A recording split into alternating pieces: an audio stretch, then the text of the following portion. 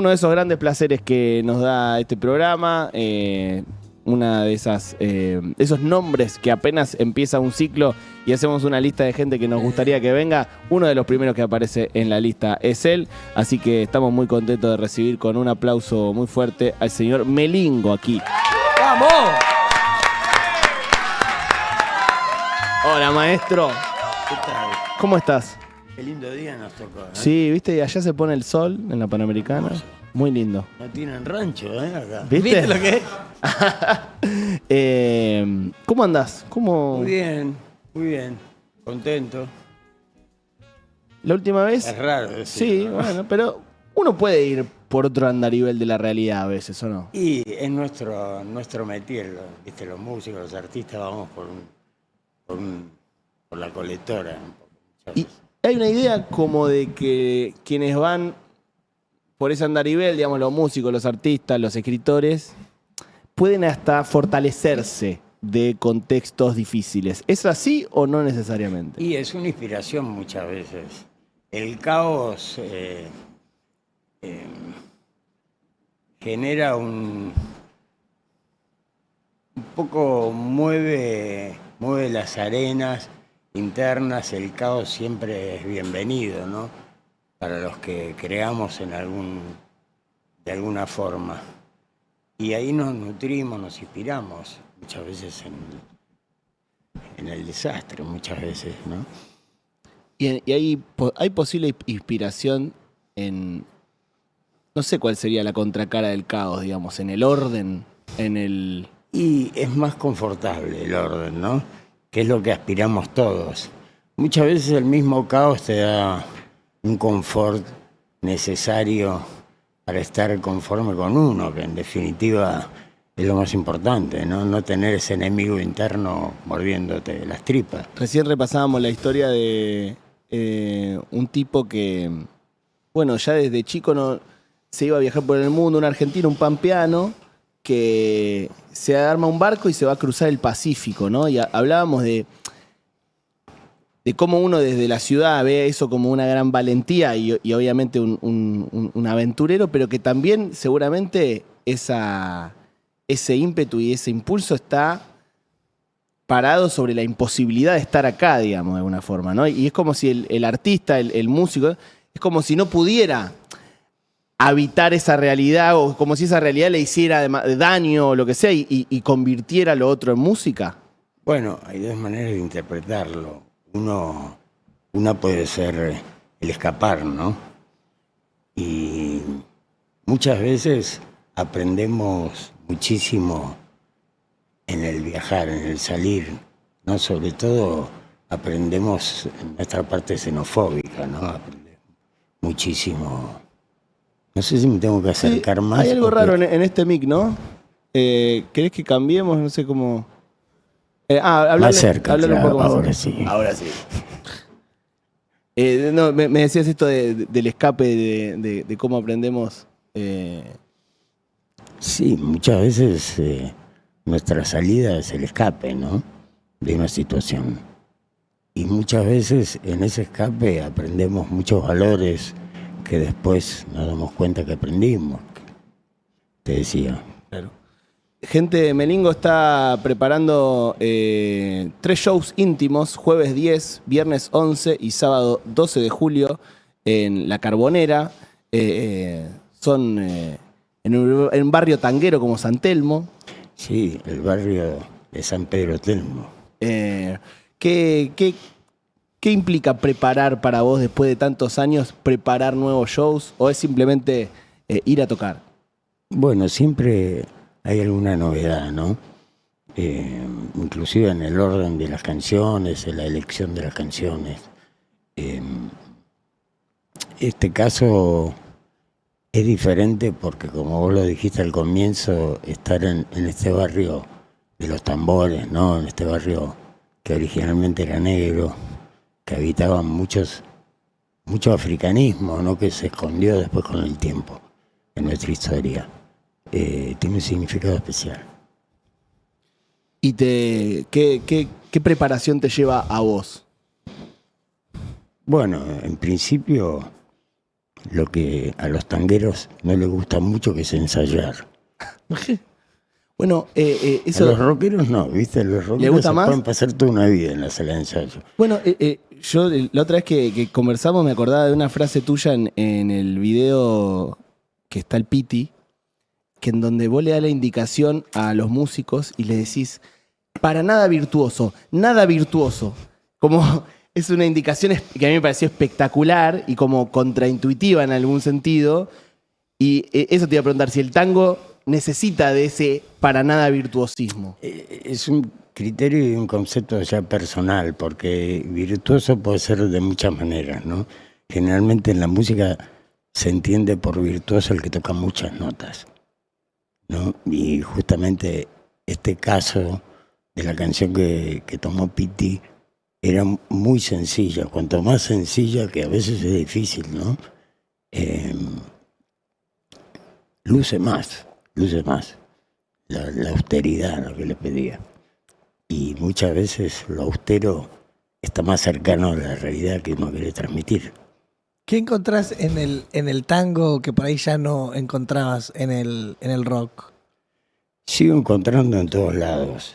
No le hago asco a los géneros. El tango es un gran universo que fui descubriendo. Convengamos que vengo de familia muy tanguera, el Parque de los Patricios, y el tango siempre lo tuve muy cerca. ¿Vos tenías unos familiares que eran parte de la Academia Nacional del Lunfardo? Sí. Mi tío, el hermano mayor de mi madre, era vocal de la Academia del Lunfardo. Era poeta.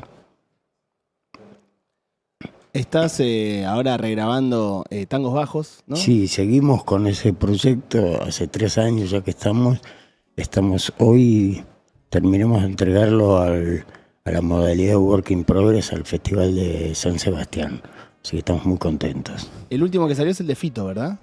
Sí, paramos un poco con los singles, un poco para volcarnos al montaje, que es bastante complejo porque llevamos casi 90 horas de grabación y pudimos reducir a 4 horas. Es muy interesante esto de que vos, digamos, uno ve que sale, en este caso, la guitarra, ¿no? Hecha por Fito, y el video y la obra es verlo laburar a él de alguna forma, ¿no? O sea... Sí. ¿Cómo tomás esa decisión de alguna forma brindárselo? Y es muy lindo el mensaje que él te manda al final en donde dice... Te lo hice mierda, te hice cualquier cosa, sé que no te vas a enojar, pero digamos, o sea, hay un proceso ahí también de tirarse un poco a la pileta. Sí, hay una amistad muy duradera de muchos años.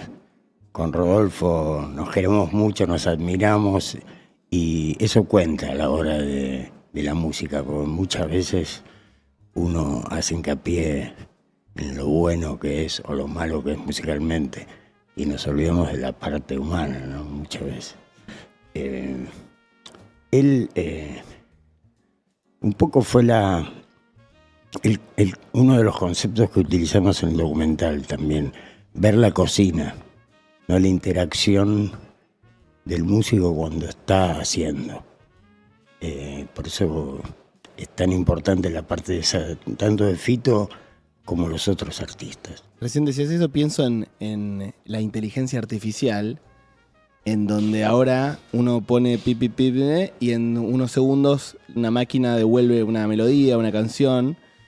Si quizás ver la cocina, ver el crear, ver a humanos buscando ideas, puede ser una forma de resistencia ante ese proceso de alguna forma. Yo creo que hay que demostrar todas las maneras las cuales influimos en la inteligencia artificial, porque la inteligencia artificial funciona de acuerdo a nuestros modos. Claro. Entonces, mostrando eso, ya dentro de poco nos van a imitar cocinando, ¿no? Te escuchaba en una nota con Gouras, que está buenísima, que decís, la música se termina en el oído del otro. Y me preguntaba, entonces, ¿qué tanto influye en las audiencias, ¿no? Y entonces, ¿cómo esta audiencia de esta época, influye sobre vos como músico, de alguna forma?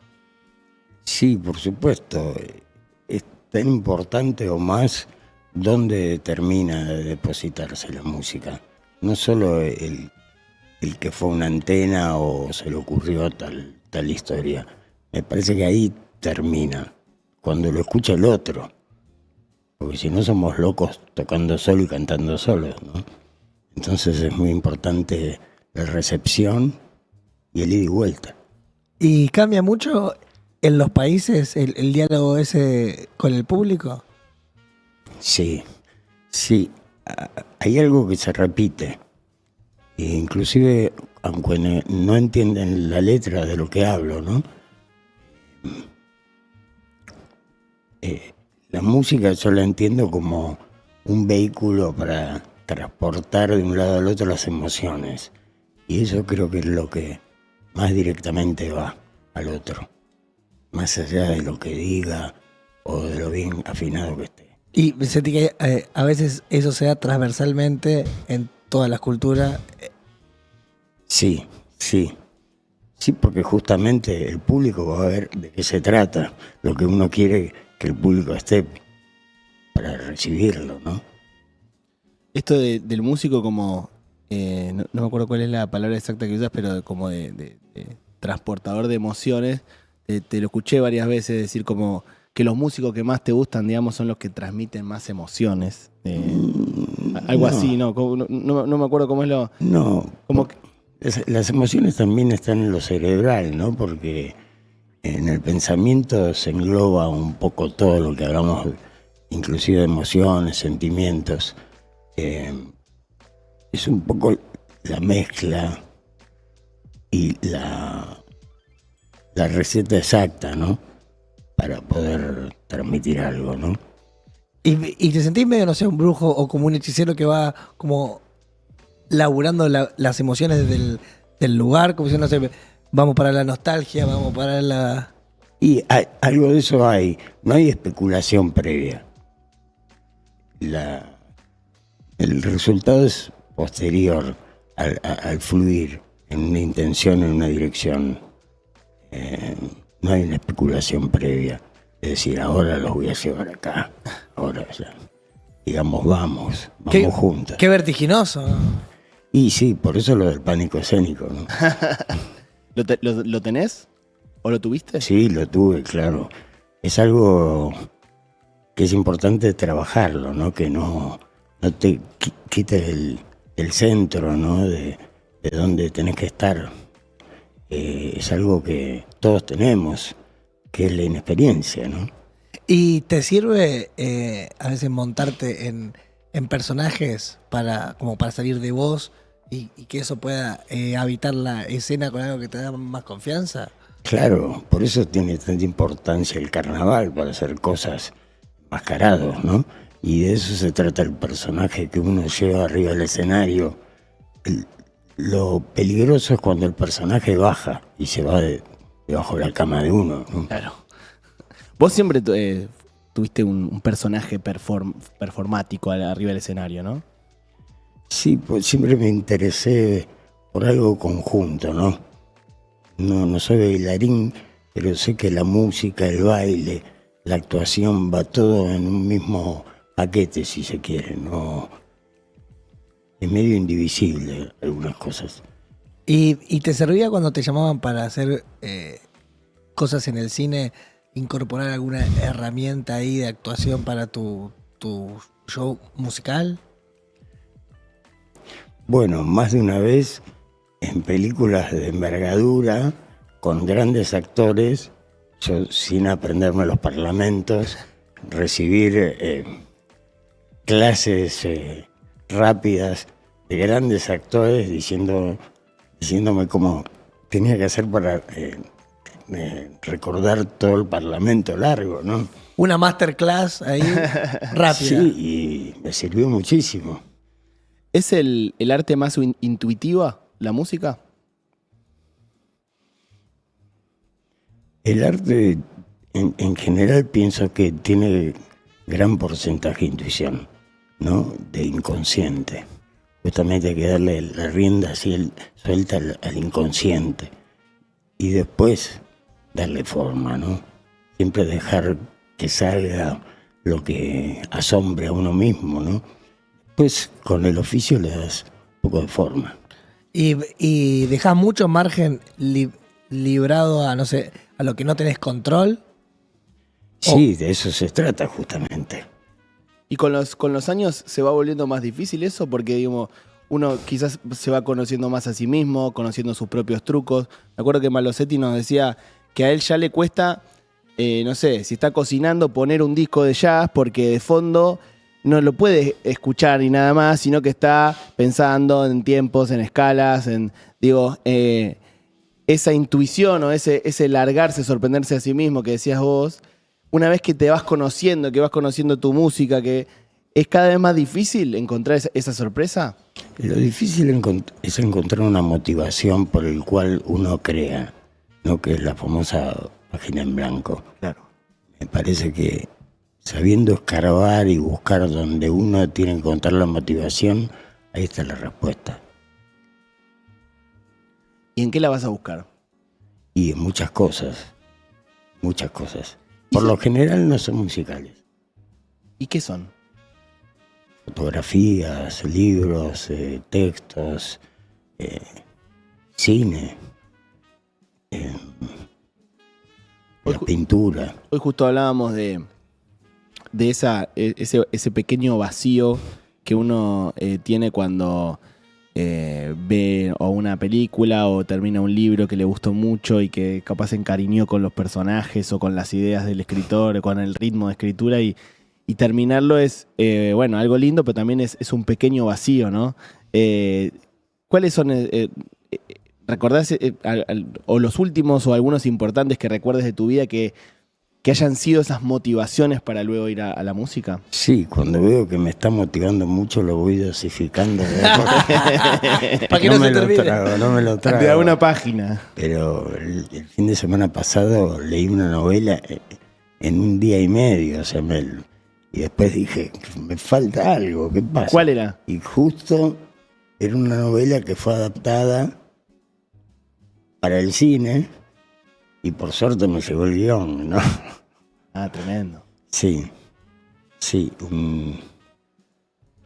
Una serie, 5 capítulos de una serie que estoy laburando haciendo la música, que próximamente se va a empezar a rodar. Amigos, jueves 10, viernes 11 y sábado 12 de julio, 3 al hilo. Melingo vuelve con sus tangos bajos a San Telmo en el marco de la apertura de La Carbonera. La Carbonera es un edificio de la nueva Sala Buenos Aires. Fue testigo de los siglos de transformación. Primero depósito de carbón, luego almacén y más tarde teatro independiente. El espacio fue cuidadosamente restaurado para recuperar su carácter original y dar lugar a una experiencia cultural viva. Además de Melingo, completan la programación de apertura el Cuarteto Divergente, que son amigos, sí. Obviamente, estuvieron acá hace poco. Nico Sorín, haciendo Piazzolla Eléctrico, que es un show increíble. Fuiste hace poco, ¿no? A ver el Piazzolla. Bueno, hay un montón de artistas increíbles. Hablamos la otra vez de los márgenes. Pienso en esto de la carbonera, el volver al carbón. De los personajes de los márgenes, de cómo el tango de alguna forma se sostiene sobre esos personajes marginales y cómo me da la sensación a mí de que te interesan particularmente, ¿no? Y es una gran inspiración los márgenes. Los márgenes en el tango se llama rabal, ¿no? Por eso se nombra tanto la palabra. Y los márgenes estamos cerca del cambio siempre. Entonces es muy importante los límites y traspasar los límites. Y en esta época está difícil, digamos, es como que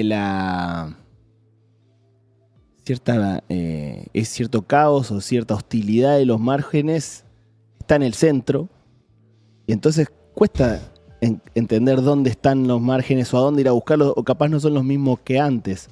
¿Qué sentís de eso? Claro, cambió el paradigma, ¿no? Político.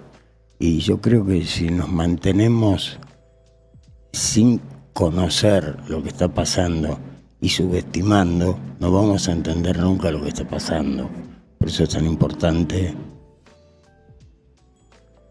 iba a decir, para combatir algo hay que conocerlo. De alguna manera hay que conocer todo lo que uno desconoce porque aparecen los fantasmas. Hay que conocer todo lo que uno desconoce porque aparecen los fantasmas. Y en la ignorancia uno deja de pensar y juzga, ¿no? Sí. Es lo que pasa. No saber pensar te lleva a juzgar rápidamente. Sí, deja también de o sea, pasa a opinar sobre cómo cree que son las cosas, ¿no? Pienso en el tango y en cómo, bueno, al igual que la radio, muchas cosas se les ha vaticinado la muerte muchas veces, y ahí están, ¿no? ¿Cuál es el momento del tango ahora en la ciudad de Buenos Aires? No sé si existe algo así como el momento del tango, pero digo, ¿cómo lo vivís hoy? Buenos Aires es una ciudad que destila, que respira tango, en todo sentido. Tal vez no lo podemos encasillar de una manera como nos gustaría, pero es una ciudad que a lo largo de la historia el tango le vino como anillo al dedo. Y hay una idiosincrasia, ¿no? Ahí en... Exacto. Esa diversidad cultural es el tango. ¿Qué lugar del mundo al que llevaste el tango te llamó la atención que articulara bien? Y dijiste, mira qué bien que entró el tango acá. Sí, me llamó la atención a gran cantidad de ciudades portuarias que fui. Y eso me llamó la atención hasta el punto que me disparó el guión de este documental que estoy haciendo. No, los puertos, los barcos, pero el antiguo internet que llevó de un lado al otro el tango. Por eso en muchas ciudades yo veo que hay tanto gusto por el tango y digo, justo es un puerto. Amberes, Helsinki, Marseille, Lisboa, son todos puertos. Y les encanta el tango. Y algo de eso creo. El puerto y los márgenes también. Sí, por ¿no? supuesto, O sea, porque el puerto es un margen. Claro. Está todo... Es literalmente un margen. Es un margen. Excelente. Es un margen de adentro y de afuera. Es muy loco cuando conoces la historia de algo, cómo te empieza a... Viste, no sé, que a veces pasa con un bar cualquiera, que te da lo mismo, y después cuando conoces la historia, o después investigar, se resignifica todo y ese capaz barcito pasa a ser algo espectacular desde que sabes de qué se trata. Sí. Pienso en cómo muchas veces aparece un nuevo género musical y se dice, por ejemplo, esto es el nuevo rock o esto es el nuevo punk. ¿Existe algo que uno pudiera ubicar como esto es el nuevo tango, entre comillas, no por una conexión musical, sino por ocupar un lugar simbólico, representar una identidad? Mira, yo creo que el encasillar es un trabajo que se va de las manos del músico. Es un trabajo más para el periodismo. Yo creo ponerle el rótulo de que es tal cosa. Y bueno, y siempre alrededor de los creadores hay una periferia de radicales, porque el radicalismo sale de la periferia de los creadores. Son los que no quieren que se mueva nada, porque así está todo bien, no movamos nada. El tango sigue siendo así, el flamenco sigue siendo así, el rock sigue siendo así. Y no lo dicen los creadores. Uno lo puede relacionar a ciertos personajes conservadores, ¿no? Eso no es tango. ¿Entendés? Cuando aparece ese comentario, eso no es rock. Pareciera como que esa gente no quisiera que ese movimiento, esa música, ese género viva. No quieren que se modifique porque tienen la vaca atada. Es por eso, yo llegué a esa conclusión. ¿Y en algún momento vos te sentiste ahí en esa postura y la abandonaste? Porque viste, muchas veces es fácil encontrarse a uno mismo siendo el conservador de la discusión, aunque uno no lo crea, ¿viste? Sí, por supuesto. Sobre todo con nuestros hijos, ¿no? Claro. Así que hay que escuchar mucho a nuestros hijos. Yo creo que ahí está la clave. ¿Cómo está tu vino? Bien, gracias. Disculpame que no traje, No, por favor. no tenía más stock en casa. Se agotó Furor. la cosecha 2020. Es exquisito el vino de Melingo. Ahora furor. viene la cosecha 2021 y les voy a traer una cajita. ¿Qué relación tenés con eso, digamos? ¿Le prestás atención? ¿Es algo que te ocupa tiempo, que cada tanto te enterás? O sea, ¿cuánta bola le das? Me pareció muy interesante el puente que creamos entre el Malbec, que es una cepa francesa que no se toma en Francia, que quiere decir Malboca, y el tango. Un poco pasó. El tango se le empezó, en el viaje, en ese ida y vuelta, empezó a tomar forma. Entonces encontramos una manera de puente entre el vino y el tango con este proyecto. Y fue lo que más interesante me pareció. Aparte de trabajarlo artesanalmente y con mucho amor se hizo el vino este. Sé que los enólogos, que los productores lo hacen con mucho esmero. Y es como me gusta a mí trabajar la música también. Entonces hicimos un vínculo ahí importante. ¿Cuál es la conexión de el poeta, el músico, el artista con el vino, ¿no? Porque es incluso capaz más viejo que la poesía. Sí, y sí. digo, y está en todos lados, digamos. No, casi no hay poeta, no hay escritor, no hay artista que no encuentra ahí algo sagrado, de Mira, alguna forma. vos lo dijiste, cuando sacamos en octubre pasado el vino, yo escribí un ensayo sobre el vino y la música, que regalamos el libro en la presentación. Y justamente uno de los capítulos era enumerar a tantos artistas que escucharon en el vino su respuesta, ¿no? ¿Y qué hay ahí? ¿Una relajación? ¿Algo que está más allá? ¿Qué sentís que es? Y las sustancias siempre fueron de la mano, ¿no? Con el arte. Y eso es algo que es como muy evidente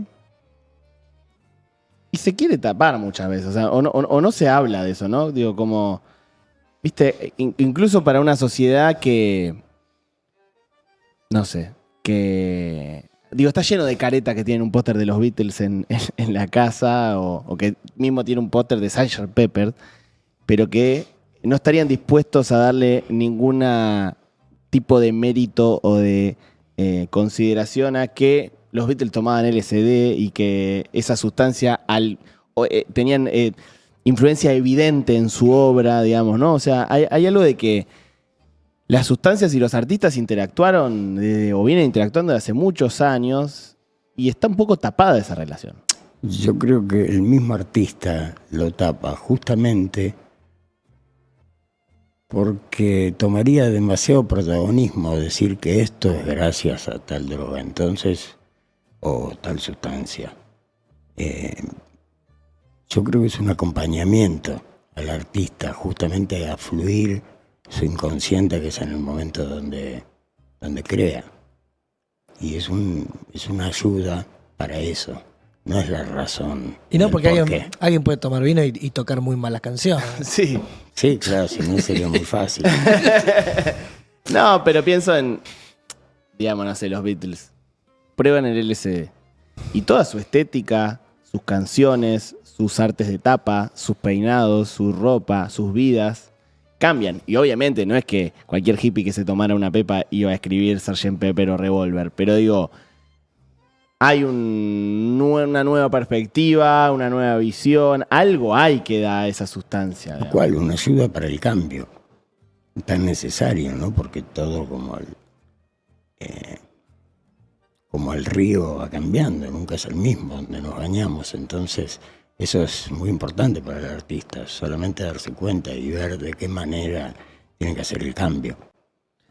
En aquellos años de explosión de rock nacional, ¿vos eras consciente de que estabas siendo parte capaz de de una historia, de que eso iba a marcarnos, no sé, a todos nosotros, o vos simplemente estabas viviéndolo y más en perspectiva tomaste dimensión?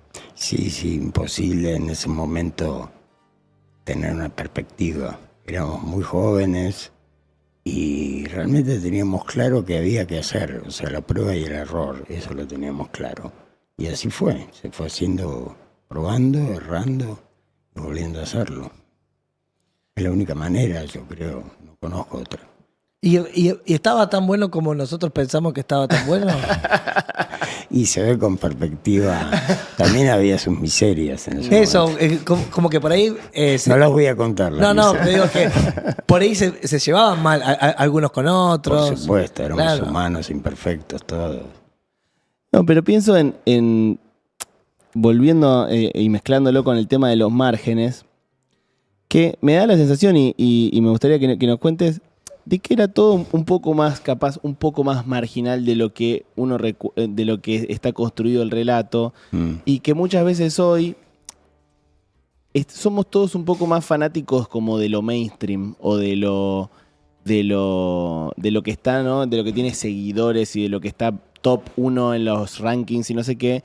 Y en ese momento quizás ustedes que hoy marcaron una generación y varias generaciones y el rumbo musical de la Argentina, en ese momento quizás no era lo mainstream, lo que más vendía, el top 1 de los rankings. Tocaban en lugares más pequeños, no sé. Sí, eran minoritarios, de hecho. De hecho, los grandes éxitos multitudinarios no se les acerca ni al talón a los éxitos que ahora Claro. con esta modalidad, ¿no? Que cambió todo, ¿no? No sé si decirle redes sociales o qué. Una expansión que los productores la vieron y sabieron dónde apretar. Antes era todo bastante a pulmón todo. Sí, y mismo esa pretensión de mainstream capaz estaba mal vista. Y de alguna manera sí. Por eso tenemos el ejemplo en Spinetta, ¿no? ¿En qué sentido? Y en el sentido de que había como una mala interpretación de que lo que era comercial era malo. Claro. Y de lo que era bueno no era comercial. Después fuimos avanzando en los pensamientos. Sí, tampoco también. estaba tan afianzado el capitalismo. Hay un... Sí, bueno, ya había bastante quilombo ya con el capitalismo en los años 70 y 80. Y acá estamos viendo la caída, digamos, el último estertor del capitalismo de alguna manera. Me da la sensación de que en ese bueno, surgir del rock nacional, de 70, 80, si bien capaz por algunos tangueros tradicionales eran observados con cierto de reojo quizás, ustedes eran una generación que primero estaba formada en el tango, o muchas veces muchos de su formación venía de ahí, les gustaba, lo incluían en sus músicas, en sus influencias, desde Charlie hasta, bueno, tantos otros. ¿Sentís que la escena de ahora está un poco más desconectada? No continúa ese legado, ¿o sí? Es diferente, porque el fantasma del rock para los tangueros fue en un momento que me parece a mí, analizándolo, como toda civilización en su decadencia le empieza a echar la culpa a los que se están acercando. Y hubo un cambio que luego los mismos tangueros se dieron cuenta que los rockeros no estaban en contra de los tangueros. Eran un poco los tangueros que decían, este melenudo que está haciendo. Y ahora se igualó, por lo menos así lo puedo ver, se igualó en ese sentido. Si bien está muy marcado la diferencia generacional con la música, no hay tanta división, si se quiere, estilística, ¿no? La gente de la nueva escena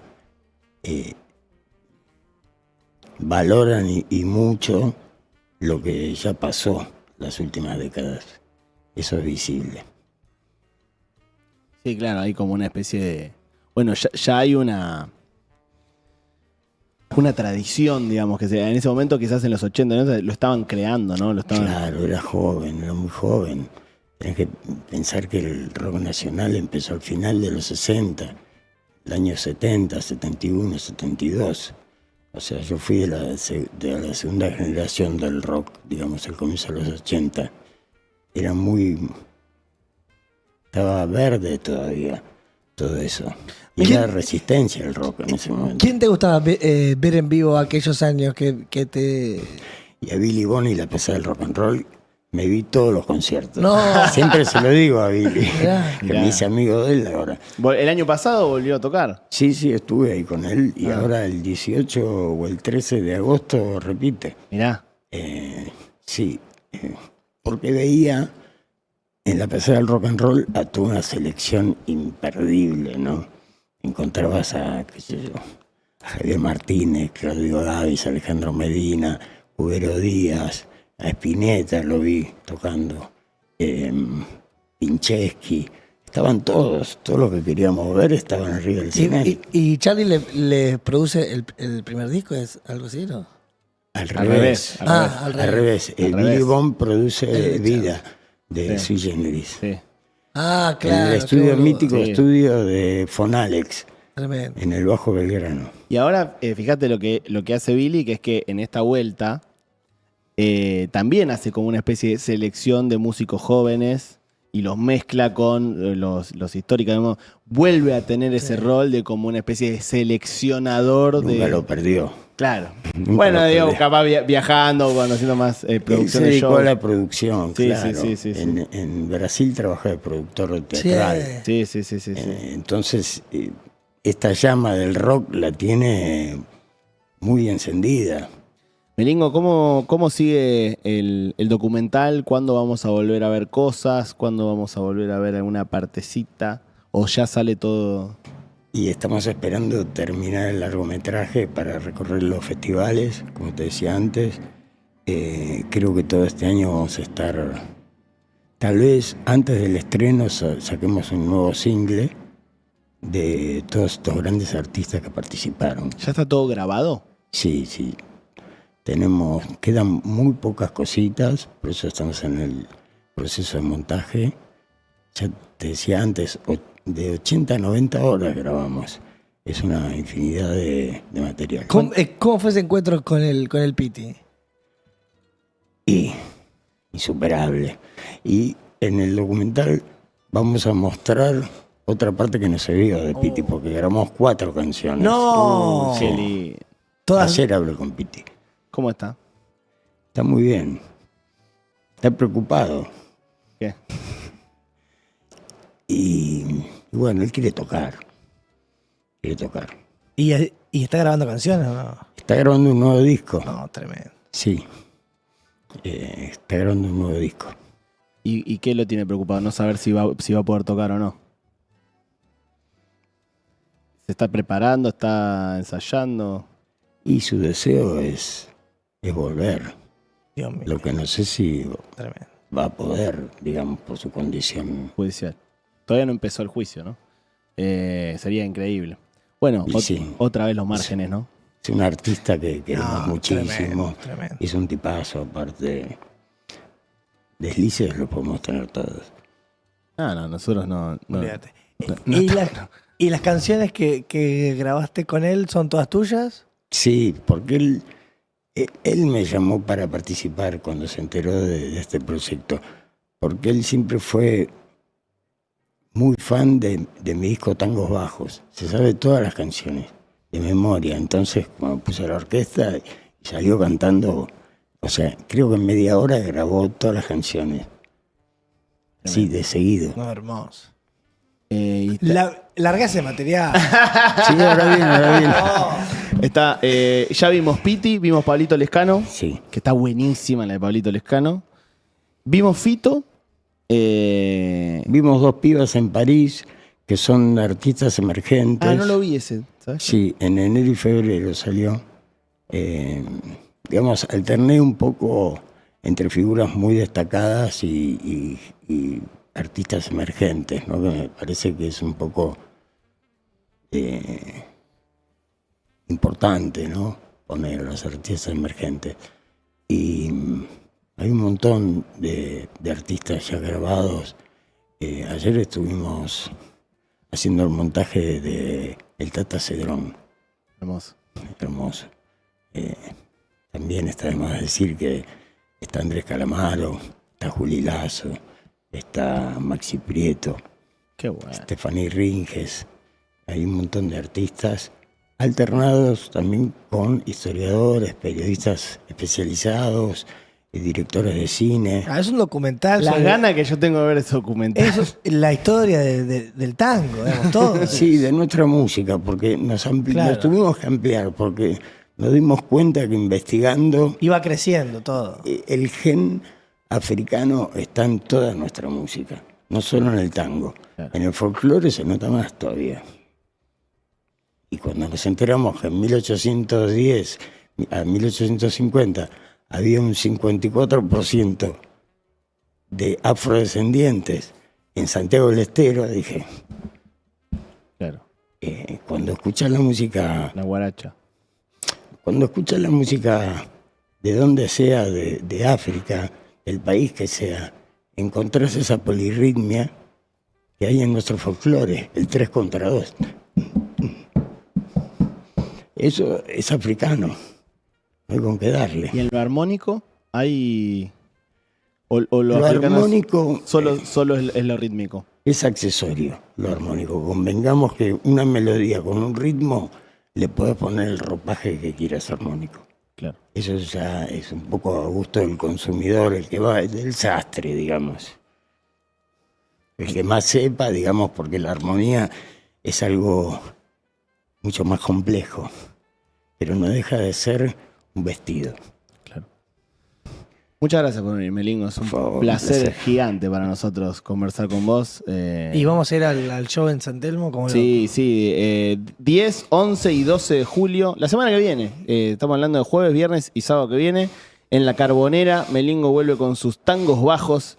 Y qué mejor que en un barrio tan tanguero como San Telmo. Lista de temas de shows, la vas cambiando, vas viendo. Sí, sobre todo para no aburrirnos nosotros, porque tenemos tantas canciones ya manoseadas que nos gusta manosear unas que están menos manoseadas. Y bueno, vamos variando un poco dentro de mi discografía, que son como 10 álbumes, vamos variando con el trío cadenero. Yo le llamo a Mohamed Habibi, Pato Cotela y Camilo Ferrero. Viste que siempre está muy de moda ahora como los regresos de otras bandas. ¿Te interesó en algún momento volver con alguna de las otras bandas viejas que tuviste o algo? Sí, por supuesto. El tema que hay que ponerse de acuerdo todos es lo más difícil. Como venía hablando cuando venía acá. Juntar a la familia. El gran problema de las bandas es, ¿cómo decirlo? Es